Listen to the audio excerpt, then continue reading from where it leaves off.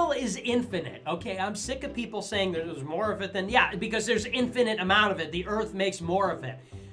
Oil is not abiotic, okay? Or it's the reverse. I don't know. It's not made from fossils, okay?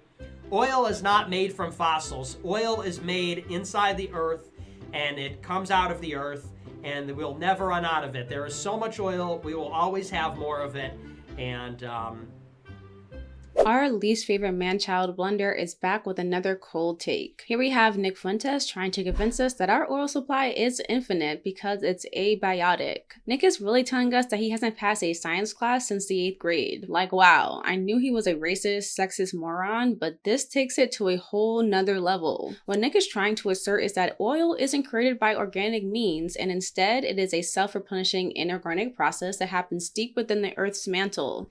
It's nothing more than a myth, which was discredited and heavily rejected by the scientific community. But Nick doesn't care about that. And why? Well, let's keep watching. God gave us oil to burn for energy. Why do you think God made oil? God made oil and put oil here. Just like he put cows here, just like he put apples here.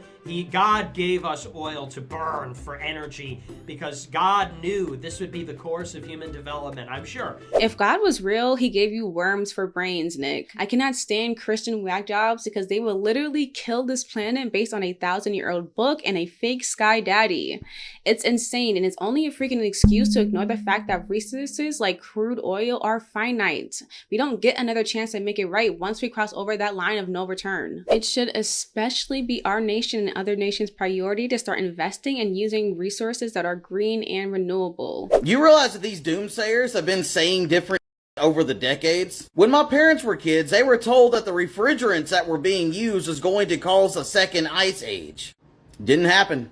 When I was a kid in the 90s and in school, we were told that the ozone layer was going to have a massive hole in it from all the hairspray that was being used, and that the destruction of the ozone layer was going to cause the sun to fry the entire Earth. And then the ozone layer just repaired itself, as the Earth does. And then the doomsayers like AOC come out and claim that the Earth is going to be completely destroyed by 2030. I can promise you 8 years from now, the Earth will still be here and everything will still be operating just as it is now. Stop believing what all these doomsayers say. They only want your money. Okay, so yeah, there's a lot to dunk on here in this video, but instead I actually want to take time to unpack and discuss some of the points this TikToker raises. First, he talks about the hole in the ozone. And yeah, we all grew up hearing about the ozone and how hairspray was affecting it. But the only reason we don't talk about it as much is because there were drastic measures taken to protect it. Back in 1987, an internationally collaborative treaty called the Montreal Protocol banned the use of CFCs in an effort to stop the catastrophic damage that could afflict the ozone. The global agreement proposed to protect the ozone layer by completely phasing out the production of things like CFCs that were the things depleting it. The UN estimates coal has shrunk between 1% and 3% per decade since this Montreal Protocol, and since 2000, trends have shown recovery. And in 2019, the ozone hole was the smallest it has been since it was discovered. Global sea levels have been rising over the past century, and the rate has increased in recent decades. The Earth is truly a miraculous place, and it has a great capacity to adjust and heal, as this TikToker points out. So while he's right that we'll probably still be okay in 2030, we absolutely cannot take these next few years for granted. I'm willing to bet if you check their investments, it's going to be mostly in renewable energy sources. And I wonder just how much money they stand to make if everyone started actually investing in renewable energy sources.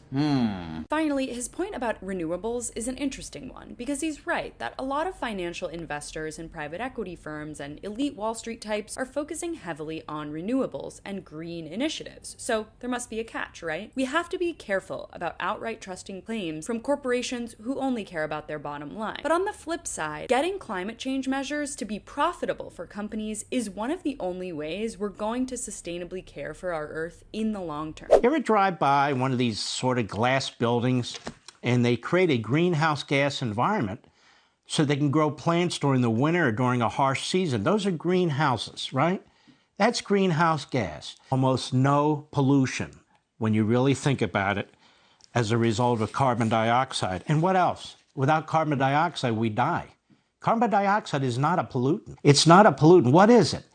It is oxygen for plants. So I'm going to make a very controversial statement here, but if you're looking for scientific analysis, don't go to Fox News. This is what they do. Mark Levin is not technically wrong in certain things that he's saying here about carbon dioxide. It is oxygen for plants, and we do need it to survive. But by framing the climate conversation this way, he totally negates the very real and obvious fact that just because something is good in some cases does not mean that it is unilaterally good for us to have it in excess. But everything in moderation isn't exactly what brings in viewers to Fox News.